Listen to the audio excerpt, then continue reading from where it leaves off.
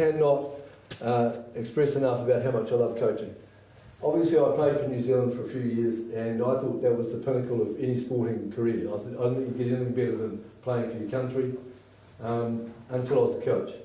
And then I realised there's something much better than playing. Ever since I stopped coaching with the men, I've just been dying to get back into it, and now I'm coaching I coached the White Ferns, the girls team last year. I take the Otago girls team on Wednesdays and Sundays, and I come down from Clyde each time. I honestly tell you, it's the best 5 hours of the whole week, the 5 hours when I'm coaching the girls. There's nothing better in the week. My wife can't believe it. Why is it on the day that you're coaching, you're out of bed at 5 o'clock? I can't wait to get here. I need to tell you that because I need you to realise just how much you can get out of coaching.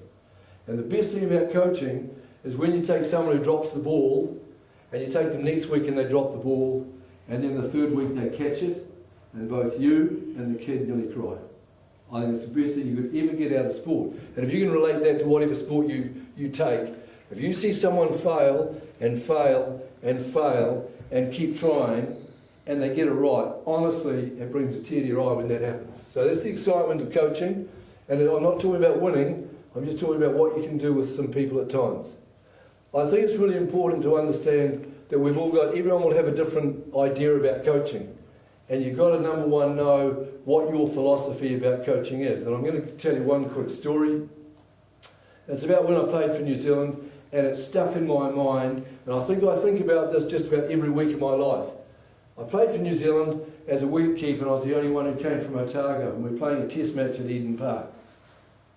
And I arrived at Eden Park the day before the test match, and I was about half an hour late getting from the airport to practice at Eden Park. And the players were sitting around in their whites in the dressing room. This is what it used to be like playing cricket or sport in New Zealand. Sitting around their whites, and there'd be 4 from the Northern Districts and 2 from Wellington, 2 from Canterbury, a couple from Auckland. One last guy from Otago arrives in the dressing room, and he walks in with his 2 big cricket coffins. You know what they're like? Big cricket bags. Hey fellas, how you going? No one said a word. They just keep talking. All the way around the room. All the way around the dressing room. This playing for New Zealand in a test match against Pakistan. The day before the game, everyone just, and I thought, where are we going to sit? There were no seats, no one moved to the side. So right behind me was the shower area. I put my gear in the shower, I got a chair and I sat in the doorway of the shower. I looked around and they're still talking, the Auckland guys and the Wellington guys and the Canterbury guys, and the coach came in, and we didn't have a coach, the manager came in and said, we're heading out to practice straight away. So quickly got into my gear and went out. For 5 days of that test match, I sat in the shower. That was what it was like playing for New Zealand, the sport, in the 1970s. I promise you, that was what it was like. I played poorly. I got a duck in the first innings in about 3 seconds. I dropped catches, and I got dropped from the team. When I came home, I wrote in a diary about what it was like playing for New Zealand, and I swore black and blue, no team I ever was associated with ever again was going to be treated that way. So what I try and do, and I'm sorry if I'm already boring you, what I try and do is make sure that everyone in every single team I ever touch feels welcome. Because if you've ever changed school and gone to a new school, or you've ever been a junior person at the high school having been an intermediate, you know what it's like to feel a little bit out of it. You know what it's like to be a wee bit fearful of the surroundings. So every single cricket team I look at, or every single sports team, I try and find out the person who's struggling, the person who's just arrived, the person who got a duck last week, or the person who couldn't catch the ball, or the person who can't afford to be here, or whose grandmother died, or whose cat got run over. I try and look after those people. You don't have to always coach the top people, because they've been coached before. That's why they're the top people. They've been to a coach last year and the year before, and they've had a professional coach since they're 8 years old, and now they're 15. They've got all the skills. What about the kid who just joined the team? I want to look after that kid, because that's what's going to make the team. Because when you've got 15 in a rugby team, or 11 in a football team, or we've got 11 in a cricket team, or whatever you need, or 8 in the net, or whatever team you've got, your team's ever only going to be as good and as happy as your newest players.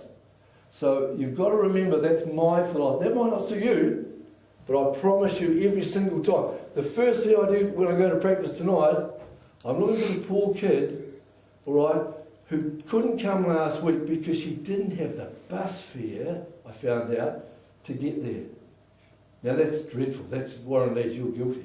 That should never have happened. The first person I'm going to look after when I get there is the wee girl. She's got a flat down the north end. She's a student from North Otago, from Duntru, and she didn't come to practice because she didn't have a bloody bus fare. How guilty do I feel? So they're the sort of things you've got to understand where I come from. That's the basics of what I'm trying to do. There are some things I think you also need to do, having worked out what you want to get out of the experience. It's not for you, it's for them. Otherwise you shouldn't be doing it. The fact that some people like Steve Hansen get bigger jobs is because they're good at the other jobs for a start. You don't start at the top. After doing that, you've got to work out what you're dealing with. It's only an opinion, so please don't quote me and then say later on you disagree with me. You can disagree, I don't care. I don't think up until 8 it really matters whether you win or lose. I think it matters that you don't give the Man of the Match awards up until 8 because they don't know. They don't know the difference. What you want to do is have fun. Every single person in a ball sport should have a ball. That never happened in our day. Anyone who's my age, we had one ball between the lot. Everyone should have a ball. If it's cricket, everyone gets a ball. Right at the start of practice. So everyone's active. Everyone has a football. Everyone has a rugby ball. Between two of it has to be. Or a cheaper one, a plastic one. Or, it doesn't matter. Everyone's got to have something in their hand. That's what they've come along for. They haven't come along to get some 63-year-old who hadn't played for the last 40 years standing there talking to a whole lot of 8-year-olds. They just want to have fun. And the other thing you've got to do when you're meeting up with this group for the first time, I'm talking about young kids at the start, the first thing you've got to do is make a fool of yourself. You be the first to drop the ball. Be the first to admit, I blew up there. Sorry, I'm embarrassing myself. You see that, kids? Threw me the ball, I couldn't even catch it. Let them see that it's going to happen to them as well. Don't ever let the kids believe that it's all going to be success, because if you play sport, no, it's not. And the quicker you learn that there's going to be failures, and the quicker they learn there's going to be failures, and tears are not a bad thing. I don't think tears are a bad thing. I love saying to the kids, does that hurt? Are you going to cry? Oh no, I'm not going to cry. Oh, never. Well, there's nothing wrong with tears. There's nothing wrong with tears when you lose later in life. There's nothing wrong with that. It's an emotion. It just happens to be the opposite of happiness, isn't it, really? So I don't mind that with the young kids, but the kids have to have fun. And they've got to realise, with a young group of kids, they've got to realise that you're a bit of an actor. That you're a bit of a clown. That you love laughing with them. You've got to have a team song. And you've got to be able to, make out that you're hurt as well. Oh, yeah, I've got this bloody knee. I've got an artificial knee. You want to see it? And, look, I've got this broken. You show them things, and they start laughing. They'll join in. And the first thing the kids will do, it'll take a wee while with the young ones, you know when you've got their trust, when they want to be with you, when they want you to be the Pied Piper, and you say, we're going to go for a wee run. The first time, they won't run with you. Look, anyone got any questions? The first practice, oh, we're too frightened, we're not going to ask any questions. When they ask questions, when they make comments, and when they join in with a wee run with you, you've then got them on board. So then you've got a team.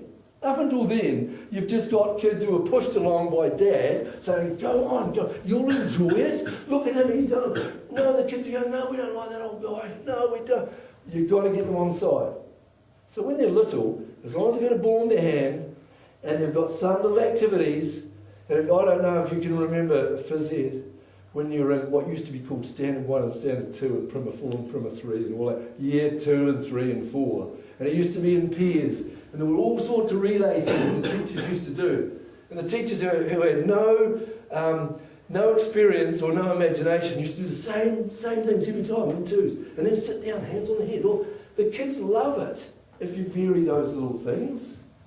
You've got to understand the age of them and the fact that they're laughing with each other, not at each other.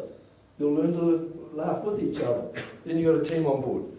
From the age of 8 to 12, don't keep saying sorry, Warren, it doesn't really matter, I don't care. I like skills. Once they're on board, they can learn skills from 8 to 12. They can actually say, yes, with my squash racket, I understand why I do it side. You can understand cricket, or you can understand how you trap the ball, and so you can start to. You played a little game. You played little games for 2 or 3 years, and we didn't even win the competition. We didn't even know there was a competition. In fact, when we were having our salves for lunch on a Saturday, Mum said, "Did you win?" Oh, the wee kid said, "I don't know." Did you score a goal? I think I did. I don't know. It was good fun though. We dived in the wet water and we had a drink on the way home, and that's what you need when you're young. But then when they buy into the game and they put Richie McCaw's photo on their bedroom wall, or Susie Bates' bed, on their bedroom wall, then you know you've got them. They want to play now. Now they want you to be a bit better as a coach, because then all of a sudden the caretaker, the caregiver becomes a coach, because then you've got to, skills, shit. It's hard enough for me just getting them to lines of 8 and lines of 5, and guy got pushed into it because I was just a dad and all the other dads were working at Cadbury's on Saturday morning and I got sent along. But now I've got to actually coach them. Coach them the simple things, the real simple things. Sorry I use cricket as an example. When I used to go along to Billy Abdallah, who still coaches by the way, but when I was a little chap, 12 or 13, forward defence, pick the bat, up, forward, block. Up, forward, block. God, that was good. But that was in the 60s, for God's sake. Kids don't have time for that now. Now I take the wee kids, hit the damn thing as hard as you can. Throw it as hard as you can and bowl it as fast as you can. I don't care where it goes, but it's more fun, isn't it? I'd rather have one boundary for 6, and so would those kids, than get 6 singles. At rugby or at soccer, I'd rather have a shot at goal and miss than go for 3 weeks and never have a shot, to be honest. If you play basketball, I'd rather grab the ball, I wouldn't pass it too much, I wouldn't especially, but I'd always have a shot and might miss a lot. But if I got one in, I'll sleep happily forever after. You know what I mean? So let them have a go. Give them things that they're going to enjoy, but then they're going to go home and practice. And there's nothing wrong with practicing against the garage door and throwing or kicking it or doing whatever you want. But if you give them little challenges, they go home to between 8 and 12. And up until then, I didn't mention competition to any kids. But the top kids will start mentioning competition at about 10, because it's a family trait, or granddad said, or the boy across the road, or last year they got a cup, or whatever. The competition will come in, and those people start to be quite competitive. That's fine, but I wouldn't encourage it. I would just let it happen, because they're going to spend so much of their life so competitive. If I have one thing I like, I sometimes look back on from my playing days to my coaching days. When I played, I was extremely competitive. Don't pass this on. Yes, we cheated. There was a lot of sledging in first class cricket, and there was some cheating involved. And I was right in the middle of it, and I loved it. And we won. And we beat Auckland a few times. We beat Canterbury. Poor old Otago didn't even have any gear. They used to have new tracksuits, Old Spice sponsors. We had nothing. But occasionally we beat them. And I used to think that was the way to play sport. I was wrong. Absolutely wrong. Because the day I became a coach, all that competitive spirit just went straight out the door. I had no interest in winning ever again. All I wanted was to have a happy team. And I think that competitive stuff will come to those who get to certain levels. And you get more competitive, the bigger the prizes. And that's what we've got to remember, that naturally kids will become competitive. If you want to win the swimming sports and you want to win the 100 metres freestyle and you go to training 3 times a week and you've got a professional coach, yes, you'll be competitive. But the kid who says, no, I just want to play for the C team. I'm quite happy. I don't want to practice. I want to go and have a kick around. But on Saturday, if we're playing Kavanagh C's and I'm in McGlashan C's, I'm quite happy. I don't even care if we lose 5-1. But as long as we'll get a go. So those kids are still allowed to play the sport. I think those things are really important for you to work out in your own mind. If you want to be that coach at that level, and I took the girls, the White Ferns last year, to the World Cup, and they'd just been beaten 5-1 by the West Indies. And when I got the coach walked out, or got sacked, I can't remember, and then they asked me to do this job with 2 days' notice. And we had 12 one-day games to play, the White Ferns. And when I got given the job, do you know what New Zealand Cricket said? Warren, you're going to have them for 3 months. Just keep them happy. We don't want them to cause any trouble, and we'd be surprised if you win any games. And I thought, there's going to be difference. And I'm not even competitive. Well, immediately, because they said that's what the way they treated it, I became competitive again. I didn't like myself being competitive. We played 11 games, we played 12 games in the season. They'd just been thrashed by we won 11. We didn't win the World Cup. We lost the one game, getting to the semi-finals we had to win. But I couldn't believe how competitive I became when I was set a challenge to prove them wrong. Now, that's a bad motivation, by the way. If you're motivated by proving people wrong, you end up with a big chip on your shoulder. That's all you're going to get. You're going to get so disappointed. But you've got to work out what level you want to be at. Then you've got to work out what level your kids are at. And if it's the encouragement, I'm your man. I just love the encouragement of kids just having fun. I took the girls' team, the Sparks, 2 years ago, and I said, right, where's the team? I don't even know. I haven't watched any girls' cricket in my life. It's pretty embarrassing. Where's the team? They said, we've only got 13 players. I said, what do you mean? In our team? No, only got 13 players. In Otago, there are only 13 girls above school level playing cricket. So I've had them for 3 years. And now, all of a sudden, at that stage, I could have said to the girls, I'll take you down to the beach and we'll have a barbecue and we'll have a picnic. We'll have a swim and we'll go home. They'll be just as happy. Cricket was just an excuse to be part of a group. They just wanted to be girls. They were like taking the girl guides. I could have done anything. We could have gone for a tramp. They'd be just as happy. Cricket was an excuse. Now we won. We won the national title last year, for God's sake. The other teams weren't very good, were they? But we won it, and now everyone's got this expectation of winning. And I don't think it's me. And I said to them last week, I don't think I'm your person anymore. Now that you want to win, it's come like this competitive thing's coming back into me. I don't want that anymore. I just want to have fun. So I'm talking to them tonight at practice about, can we just go along and enjoy the season and enjoy each other's company, and if we get another Susie Bates, that'll be great. And if we win the title, that's great. But if we come fourth, who cares? Because really, it's just an end to a means. We're just a means to an end. We just want to have fun throughout the season. And when it comes to March, we want to be able to say, gee, that was good fun, I want to do it again. And I think that's the level a lot of us should be at.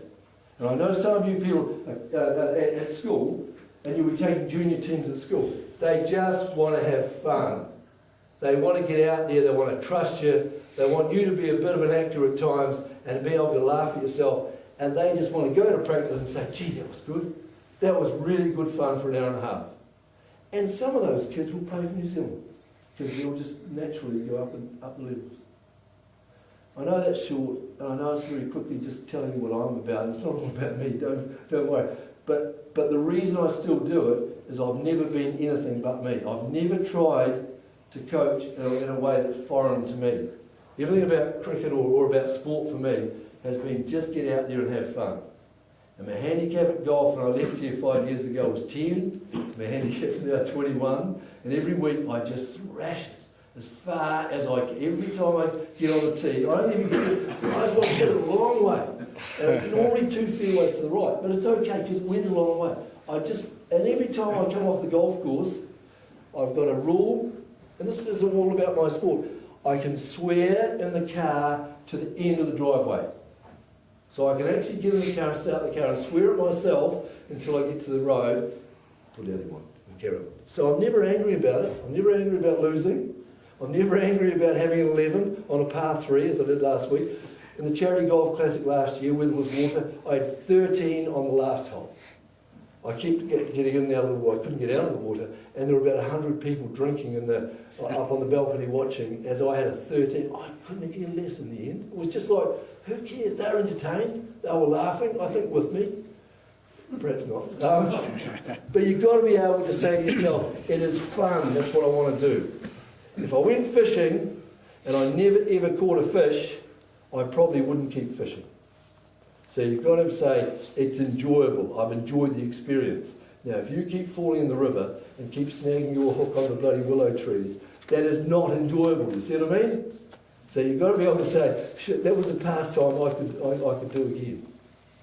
They're my ideas. I'd love to come back and speak to you again a wee bit more in depth, but I'm sorry it's so short tonight, and I'm sorry I've got to get away, but good luck, fellas. I hope you're different because you'll tell them something serious. But that's just that's what I think about sport, and that's all I've always thought about it. Being a coach is so much more rewarding, and it's a much warmer feeling than ever being a player, I promise you. And yet I was pretty proud of being a player. Nowhere near as warm as being a coach. Thanks very much.